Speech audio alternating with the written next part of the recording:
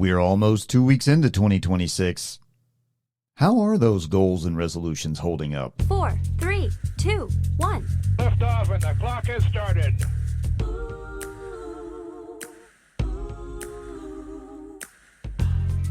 Hey, good day to each and every one of you bright, shining souls, wherever you are. And welcome to Balanced Fit Radio.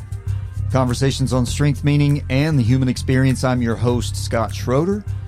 This is a little slice of the communication landscape where fitness meets psychology, philosophy, and real life. Because true wellness is about more than just the body. Well, let's explore what it really means to live in balance.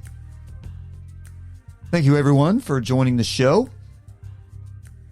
I'm just going to do it. I'm going to dive right into a subject that will not be well received by many because our culture for a very long time has turned away from this concept. Nevertheless, I submit to you that it is foundational. It should be self-evident, and it is absolutely a hill upon which I will die. And I've been doing it for a long time. What am I on about? Individual wellness and fitness responsibilities. That's right. Responsibilities. You have an obligation, a responsibility to be physically well and fit. Not because of ridiculous anatomy marketing, not because you only have value if you're a ripped up marathon and CrossFitter, not because you need to be prepared at all times to lift a car off a trapped kitten. Not because swimsuit season is coming up, not because of anything pop culture throws at you. Your obligation is to the people who love you, the people who need you, and the people you haven't even met yet who will love and need you. Now, you can be a weakened and compromised version of your potential self because you certainly have free will, just like when you're too lazy to properly return the shopping cart to the corral. You can eat all the junk, drink all the booze, and play all the video games you want. Or you can utilize the resources at your disposal to make the most of that with which you have to work. Be what you need to be, not what someone else may need to be. Match yourself to the challenges and obligations inherent to a complete and meaningful life. The hows are multitudinous and they vary wildly from one individual to the next. There is no one single how. There aren't even a 1,000 hows. There is the how that works for you, and that's all that matters to you.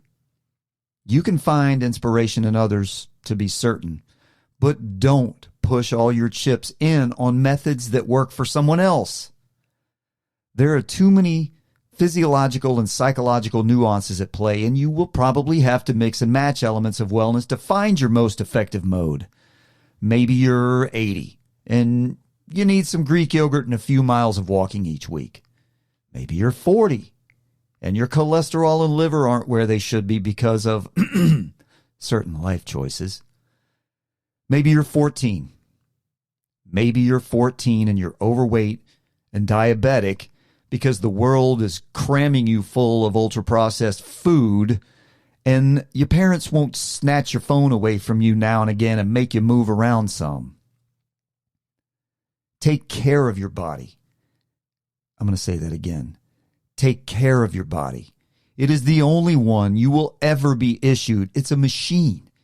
It's a machine, and it needs maintenance. It needs love. It needs care. Your body's a machine requiring proper maintenance and proper fuel. To reiterate, caring for your physical body isn't about the narcissistic fitness fanatics who flex in bathroom mirrors, or certainly not about the emotionally fragile wannabe social warriors who concocted the whole concept of fat shaming in order to feel okay about their own laziness and gravy intake. To hell with them. You take care of your body for a handful of very elemental and relatable concepts. Here they are: well-being, longevity, and readiness. I want to talk about longevity. I'll tell you a personal story. my father died at age 69 when I was 48. My daughter was 13, and my nieces, well, they were all very small. And there are now actually 3 more beautiful grandchildren of his, whom he will never meet and who will never benefit from his kindness, his humor, his wisdom, and his love.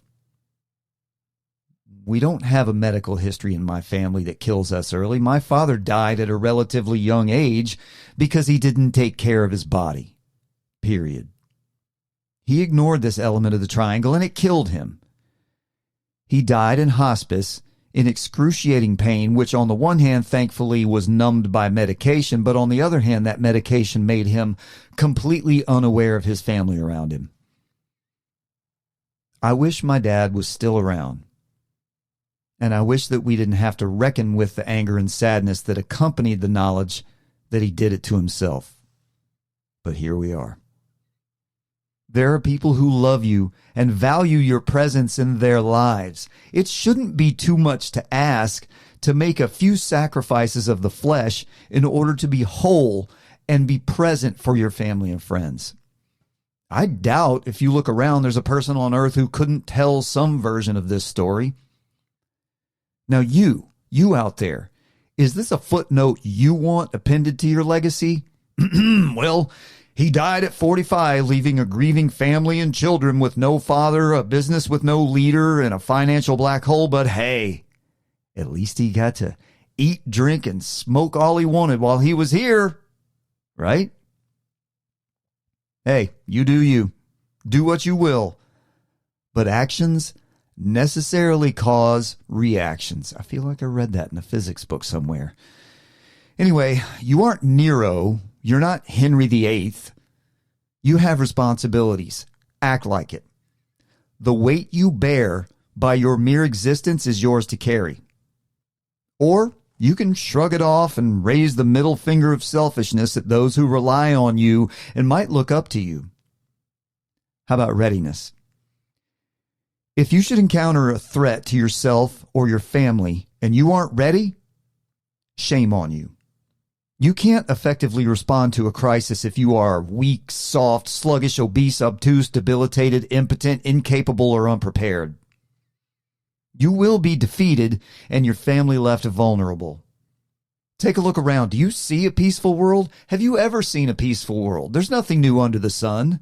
These aren't crazy times or new times. They're just times. The resident universal ambient threat factor is now accompanied by packs of dehumanized individuals who will attack a young mother and her little child simply to make a video for social media validation. That's great. And they only prey on soft targets. Make an effort to not be a soft target. And guess what, ladies? Physical readiness? Well, it isn't just for dudes. You know, it's horrifying enough as a dad and a husband and a son of a mother. It's horrifying enough seeing so many of you ambling through parking lots with your noses buried in your phones. Pick your heads up. Be aware of your surroundings. Situational awareness, girls. You might as well be wearing a fluorescent t-shirt with the words "Easy Mark" emblazoned across the back. If you are confronted, what are you capable of doing about it? Let's set predatory defense aside for a minute. What else can a stronger, healthier you be better prepared to handle? Do any recent events within the last few years leap to mind that decimated people with compromised physical health and immune systems? What about just living life? Can you play basketball with your friends or your kids? What if your job vanished and your only option was to work in a physical field? And we could do these what ifs for days, because the fact is that every moment of your life is a potential challenge to overcome. The myth is that you will rise to the challenge. The fact is that you will respond at the level of your readiness. Be well, be present, be prepared. Yes, it will require discipline and fortitude, but it'll pay off in results that will compound one another. Do things like treat food a little more like fuel and a little less like a reward. Hydrate yourself. You know, proper hydration affects everything from your mood to your cognitive ability to the very cells that comprise your physical being. Move yourself. You don't have to bench press or run or do CrossFit. Train. I feel like I keep picking on CrossFit. Train in your own way. Do yoga, go for a walk, pick things up and put them back down. Train in ways that help you live more effectively. Be functional by training to move things and move your body. Just get up and move. Your body reflects more than what is displayed in a two-dimensional photo. Your body reflects your outlook on life. Now I want to leave you with this thought. Of all life's universal truths I've managed to stumble across through failure and recovery, this one right here, this is a tier 1 lesson.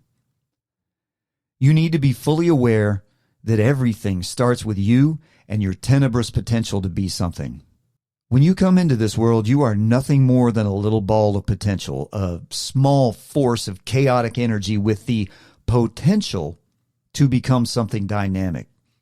You have the potential to be anything within the scale of human existence, from bottom-feeding malevolent predator to, meh, I'm just here. Anything like that, all the way to a force in the elevation of humanity. And that potential isn't defined. It isn't preordained. Your potential is shaped through an ongoing series of your decisions, actions, and interactions affected by a constantly evolving world. Why? Why should you make every effort possible to be the highest form of you? Visualize yourself in these terms. No matter where in the social construct you were born, if you do not seek to elevate yourself, then you will simply seek the lowest place you can occupy with the least amount of perceivable effort. Because of this, you will be more likely to be trapped in a difficult living environment. It'll be basically impossible for you to find a mate who isn't just like you, or even worse, because you'll probably go down the ladder. You are far more likely to engage in self-medication through cheap intoxicants and general immorality. The food you put into your body when you have it will deteriorate your physical condition, and your lifestyle will cause mental health problems, rapid aging, and constant illness. And you won't even be self-aware enough to see that the place you chose by looking down the scale of effort, ironically, it requires every bit of effort you can produce to not die that day. So you can use all of your effort to aim up and elevate yourself, or you can settle into passive disinterest in how you live and use all of your effort merely to survive one crappy day after the next. There is no path of least resistance. It's a myth. It is a myth perpetuated by those who would rather see you controlled than in control of your own agency. Whatever life you construct through time and evolving matters will give you resistance. You can solve or you can merely survive. So no, there is no path of least resistance. But there is a path of least effectiveness. The cosmic irony is that the earlier in life you choose the challenging path, the less useless friction you'll experience as you grow. Choose the fictitious easy button early on, just making it through the day becomes more difficult with each tick of the clock.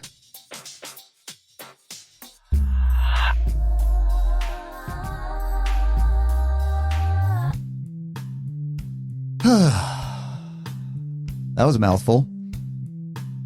I hope you appreciate that in the spirit in which it was delivered, as that comes from my soul. Thank you, everybody. Thanks for spending time with me today on Balanced Fit Radio. If this is a conversation that resonated with you, please share it with someone who might need it. Until next time, keep moving, keep thinking, keep exploring, and remember, your life, your potential. Peace out, homies, and I'll see you next time.